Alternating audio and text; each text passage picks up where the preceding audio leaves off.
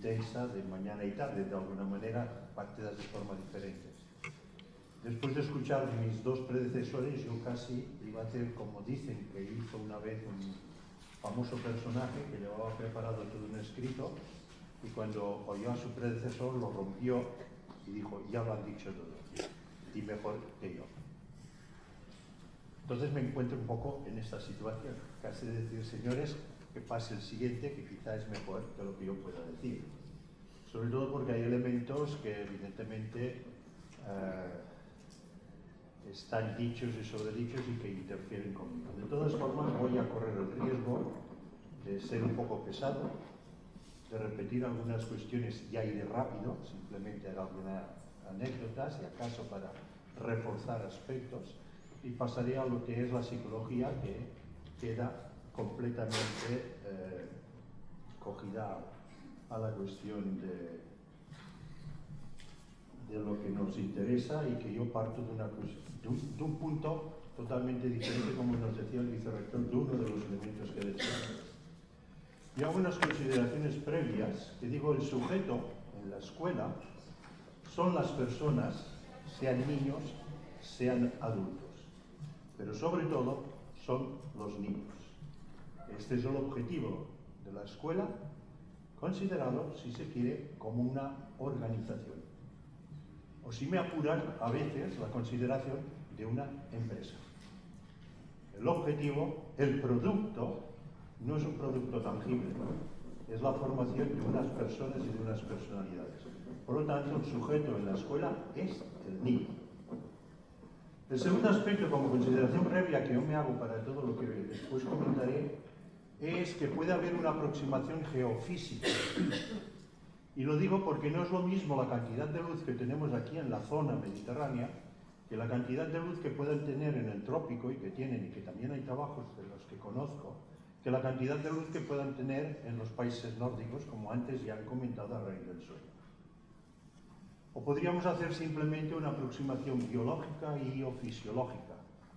Ya nos lo han hecho en parte, yo terminaré con algún aspecto de lo que han dicho, porque evidentemente la biología y la fisiología interaccionan profundamente con la aproximación psicológica, que es la que yo me centraré más. Y por último, podríamos hacer una aproximación sociocultural y organizacional, que evidentemente la cultura, los valores de una cultura, están dando una fuerza y una importancia a determinados conocimientos y no a otros en ese sentido. Evidentemente es necesario para este caso hacer una aproximación integrativa socio-psico-biológica. Y para empezar, quizá en este elemento del tiempo en la escuela, habríamos de ver cuáles son las unidades de temporalización que están aquí en la escuela. Cómo hacemos esas divisiones, cómo hacemos esas estructuras, cuáles son las unidades básicas que nosotros vamos a considerar y demás. Y entre todas las que están aquí, probablemente que están sacadas de un catedrático en organización escolar y didáctica, que sería Joaquín Gairín, hay unas que son las psicológicas y las biológicas, que son las que a mí me interesan.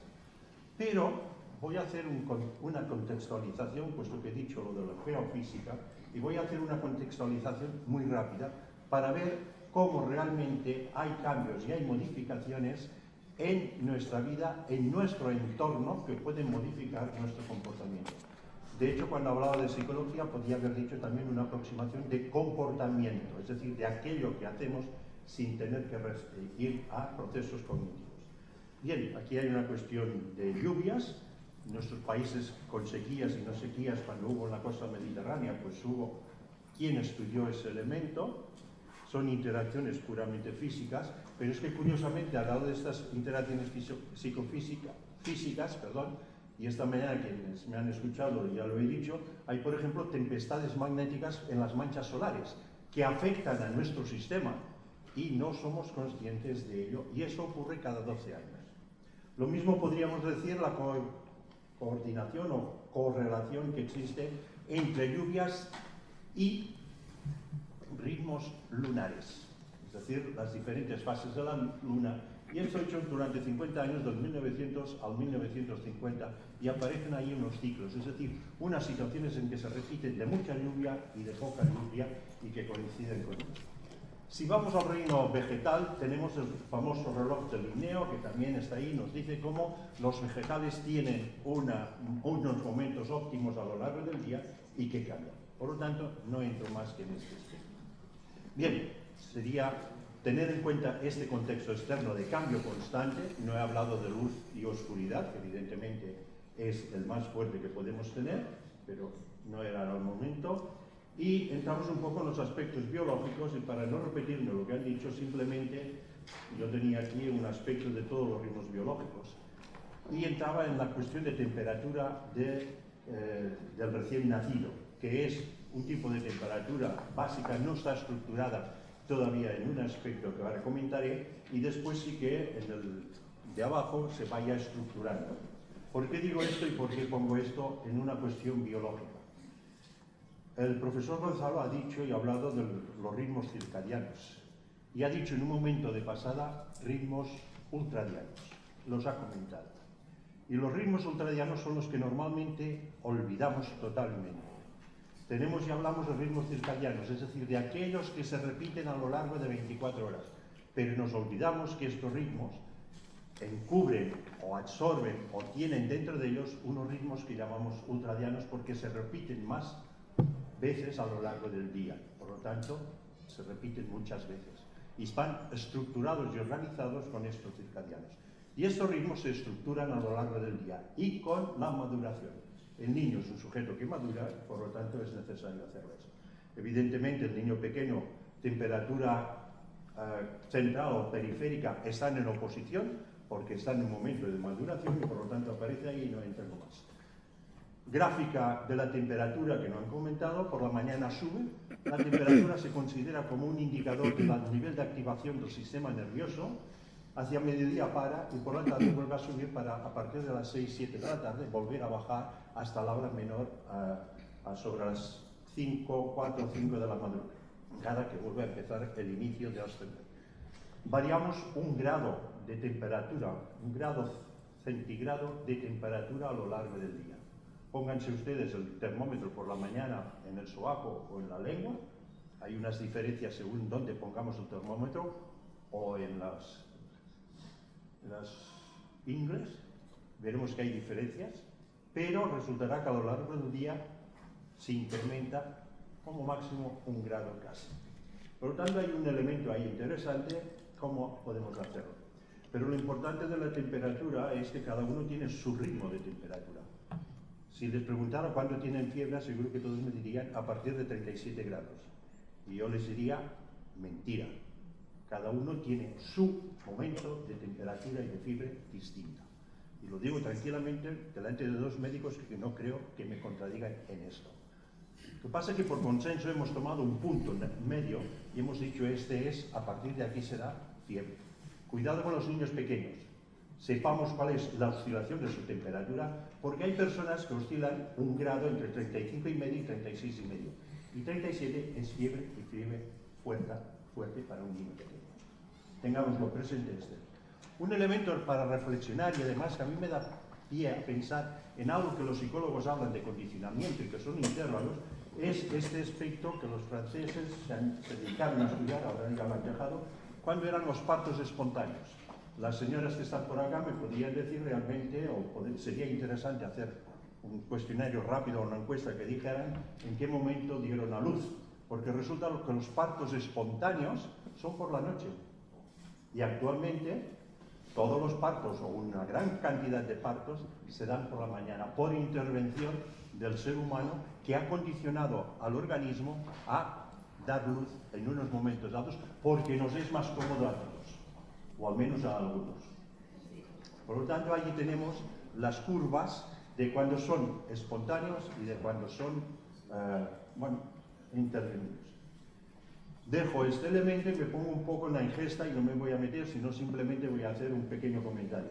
Montagnier trabajó, a veces cuesta mucho, en una escuela de Lyon, trabajó y puso lo del desayuno a los niños a una hora o a otra hora y a ver qué.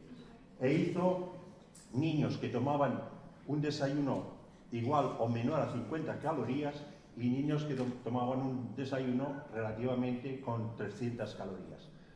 la conducta de los niños en la escuela y los rendimientos del niño en la escuela durante aquel mes que estuvo haciendo esta prueba realmente eran diferentes. Juzguen ustedes mismos que puede hacer esto.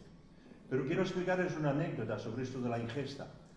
Cuando en 1907 u 8 el gobierno francés pidió a Binet que hiciera un estudio sobre el por qué y cómo incidir en la escuela para que aquellos niños que tenían malos resultados o que tenían déficits y que estaban marginados, cómo se podía solucionar, y que ideó las técnicas de medición del cociente intelectual, que no sé si ustedes lo habrán oído, la de Binet-Simon, que es muy anciana y que la han hecho muchos. La conclusión de Binet no fue decir, estos alumnos necesitan más profesores y demás. La conclusión de Binet fue, hay una serie de alumnos que necesitan mejor alimentación. Coincide con aquellos que vienen de suburbio que tienen mala alimentación. Lo cómodo era decir, estos necesitan soporte. Hizo un análisis y dijo, necesitan alimentación. La ingesta, la importancia de la ingesta, no insisto más que esta cuestión, ya nos lo han dicho suficientemente y ampliamente y no continúo. Bien, esto es al revés. El sueño, ya nos han dicho lo del sueño, yo simplemente hago un énfasis mayor. El sueño a lo largo de la vida tiene diferente proporción de sueño REM. El profesor Gonzalo lo ha insinuado. El niño pequeño necesita muchas más horas de dormir que los adultos. Por lo tanto, en la escuela o cuando aplicamos determinadas cuestiones, tal vez habríamos de tener presente este aspecto.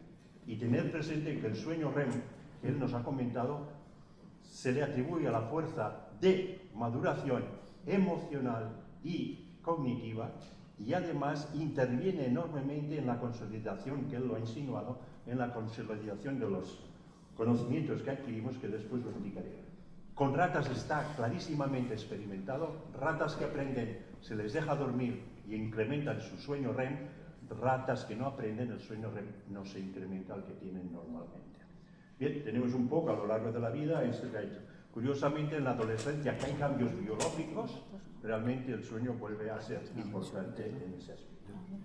Y la noche del sueño, él ha dicho que la tenemos acostumbrada por la luz solar. Efectivamente, en experiencias hechas de libre curso, que llaman, es decir, en cuevas, entre ellos Chifre, que estuvo más de 100 días encerrado en una cueva, se observó y se vio, dejando que él organizara su vida, que el día normal, el ciclo de reposo y actividad, eran de 25 horas y algo más, y no las 24 a las cuales nosotros tenemos por nuestro reloj y todo condicionados. El sueño está jugando ahí un elemento, y además es, y creo que lo puedo decir y que no me van a contradecir, el sueño es un gran sincronizador de todo el resto de la biología de nuestro cuerpo. De tal manera que a veces hemos dicho, hay otros elementos. Yo cada vez pienso más que es el sueño quien rige mejor todo nuestro organismo y la homeostasis de nuestro organismo en este sentido. Bien, por lo tanto el niño es un sujeto en cambio, está constantemente en cambio, no entro en otras cuestiones biológicas, pero sí de eso. La cronopsicología que nos ha hecho, ¿qué es lo que estamos haciendo en cronopsicología? A partir de estos estudios cronobiológicos hemos ido viendo muchos elementos. Ritmos espontáneos motrices, por ejemplo. Que a veces decimos que este niño, los movimientos de los niños al nacer, bueno, dejémoslo estar. Ritmos atencionales, que es donde me voy a centrar un poquito más, o ritmos de memoria, o ritmos realmente intelectuales cognitivos, y finalmente terminaré un poco con los dos hemisferios como he hecho esta mañana. Los ritmos psicológicos están clarísimamente trabajados, a pesar de que dicen, yo he oído hablar y decir que no hay estudios serios hechos en ese sentido. A mí me gustaría saber dónde y en qué lugar, pero bueno, los hay, de haberlos haylos, por lo tanto es cuestión de hacerlo. Y hechos además con diferentes tipos de actividades y de acciones de realizar, y a diferentes lugares y ambientes, tanto en el norte de Europa como en alguna de las zonas, por lo menos en Cataluña, en Barcelona, yo menos soy responsable de que sí que se han hecho algunos. Otra cosa es de que quizá interese saberlos o no. Y además, tanto motrizmente como cognitivamente. Por lo tanto, ahí hay una serie de problemas. Ritmos atencionales los hay, y nos están diciendo que hay un ritmo circadiano. Pero me interesa recuperar un poco, y no lo he dicho en ese momento, perdón, en el sueño REM y el sueño de ondas lentas. El profesor Gonzalo nos ha dicho que es un ciclo, y es un ciclo que además se repite a lo largo del día, que son los ciclos ultradianos. Por la mañana la atención sube, se incrementa hasta el mediodía, hacia las 12, hay una pausa o descenso para después la tarde volver a subir. Y esto es interesante saberlo y subrayarlo, porque ha habido trabajos hechos en Argelia o hechos en Colombia en que tanto por la mañana como por la tarde este ciclo se ha dado. Lo que no se da es con unas horas exactas como a veces pedimos. A las 12 baja. ¿Y por qué no a las 12:30? O es que tenemos el postprandium, el bajón de después de la comida. Oye, es después de la comida para los británicos, no para los franceses ni para los latinos. Por lo tanto, el lenguaje a veces está modificando determinadas situaciones y dando a unos resultados y a unos datos hallados, le está dando una equívoca interpretación de esos aspectos. Por lo tanto, ahí tenemos ritmo atencional, se da con un ritmo circadiano, pero a la vez nos está mostrando un ritmo ultradiano, es decir, más de una vez se da. Se da incrementando por la mañana, porque no podemos hacer por la mañana todo un estudio de 4 o 5 horas como máximo, y por la tarde podríamos hacer otro igual de 4 o 5 horas, como han hecho en los lugares en que tienen necesidad de utilizar al máximo los recursos que tienen físicos de escuelas y demasiado menos. Bien, tiempo de reacción ocurre igual, por lo tanto yo he de estar atento. El ritmo atencional, y entonces aquí intervienen elementos que llamamos de constructos psicológicos, introvertidos, extrovertidos, o de dependientes de campo, independientes de campo, que son los aspectos de cómo yo utilizo mi conocimiento o cómo mis procesos cognitivos van, y se observa que los extrovertidos y los independientes de campo hacia la noche tienen mejor rendimiento los dependientes de campo por la noche tienen igual que los extrovertidos, mejor rendimiento que por las mañanas. Y por lo tanto ahí me plantea un problema de diversificación, de diversificación de tal como está ahí. Podríamos decir lo mismo de nocturnos y matutinos, ya lo han comentado, con el sueño, puesto que hay ahí una correlación estrechamente marcada y demás. Nos está planteando esto la necesidad de diversificar los aspectos y los elementos y demás, situaciones distintas, y aquí el ritmo atencional también se va estructurando conforme el niño crece. No es lo mismo un niño de 5 años, de 4 años, de 3 años, que van a la escuela ya, y de 2 años ya en algunos lugares que los llevan, a los niños de 7, 8, 10, 12, etc. Las curvas son curvas, pero resulta que los ciclos son más repetitivos y demás, infradianos. Bueno, el infradiano es el de la semana, ya lo he dicho. Voy a la memoria, puesto que me interesa más, y así terminaré con la memoria. Voy a hacer un aspecto que también entra aspectos semánticos. Memoria hecha con la cuestión de un aprendizaje de una lectura. Por la mañana, grupo a las 9 de la mañana y otro a las 15 horas. Esto hecho por Waterhouse en Inglaterra. Por la mañana el recuerdo inmediato es mejor que por la tarde.